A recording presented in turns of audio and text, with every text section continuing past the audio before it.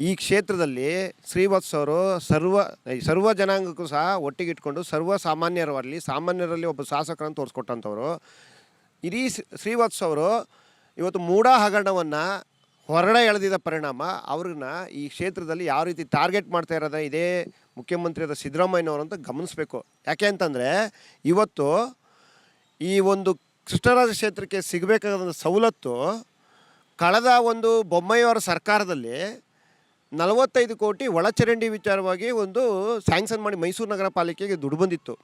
ಆದರೆ ಇದೇ ಸಿದ್ದರಾಮಯ್ಯವರು ಈ ಕ್ಷೇತ್ರದಲ್ಲಿ BJP ಇದೆ, ಶ್ರೀವತ್ಸ ಅವರು ಇದ್ದಾರೆ, ನಮ್ಮ ಮೂಢ ಹಗರಣವನ್ನು ಎತ್ತಿ ಹಿಡಿತಾ ಇದ್ದಾರೆ, ಮುಂದೆ ಬರ್ತಾ ಇದ್ದಾರೆ ಅನ್ನೋ ಉದ್ದೇಶಕ್ಕೆ ಅವ್ರು ಟಾರ್ಗೆಟ್ ಮಾಡಿಕೊಂಡು ಆ ಒಂದು 45 ಕೋಟಿ ಅನುದಾನನ ಇವತ್ತು ಚಾಮರಾಜಗೆ 25 ಕೋಟಿನ NR ಕೊಟ್ಟರು. ಯಾವ ಉದ್ದೇಶಕ್ಕೆ ಕೊಟ್ಟರು?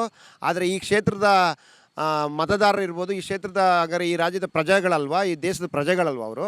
ಹಾಗಾದರೆ ಈ ರೀತಿ ಟಾರ್ಗೆಟ್ ಮಾಡ್ಕೊಂಡು ಕೆಲಸ ಮಾಡ್ತಿರೋದು ಇವರು. ಆ ಉದ್ದೇಶಕ್ಕೆ ಇವರು ಇನ್ನೊಂದು ವಿಚಾರ ಹೇಳೋಕೆ ಹೇಳ್ತೀನಿ. ಈಗ ನೋಡಿ, ನಾವು ಒಕ್ಕಲಿಗರಿದ್ದೀವಿ, ಒಕ್ಕಲಿಗರನ್ನ ಯಾವ ರೀತಿ ಟಾರ್ಗೆಟ್ ಮಾಡ್ಕೊಂಡು ಕೆಲಸ ಮಾಡಿದ್ರು ಅನ್ನೋದನ್ನ ಇಡೀ ರಾಜ್ಯಕ್ಕೆ ಗೊತ್ತಾಗಿದೆ.